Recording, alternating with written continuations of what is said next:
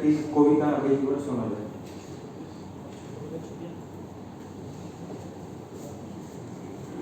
নমস্কার এখানে উপস্থিত সবাইকে।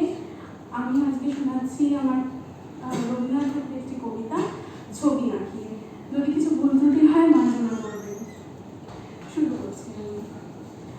ছেঁড়া কোনো পুরনো খাতায় ছবি আঁকি আমি, যা আসে মাথায় যখন ছুটি পাই।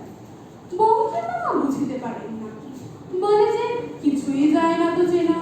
বলে কি হয়েছে ছাই? আমি বলি তারে এই তো ভালো, এই দেখো কালো বাঁদরের মুখ, এই দেখো লাল ঘোড়া। রাজপুত্তর কালো ভোর হলে দণ্ডক বনে যাবেন যে চলে, রথে হবে ওরে জোড়া।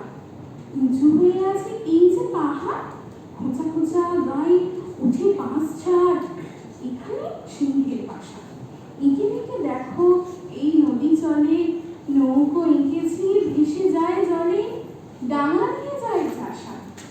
ঘাট থেকে জল এনেছে ভরায়, শিব ঠাকুরের রান্না চড়ায় 3 কন্যা যে এই। সাদা কাগজের চর করে ধুধু, সাদা হাঁস দুটো বসে আছে শুধু, কেউ কোথাও নেই।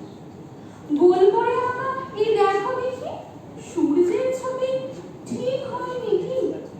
মেয়ে দাগ যত, শুধু কালি লেপা দেখিছো এ পাতে, আধার হয়েছে এইখানে ঠিক সন্ধ্যার মতো।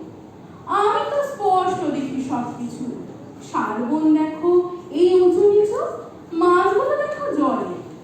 ছবি দেখে পায় সব লোকে, দোষ আছে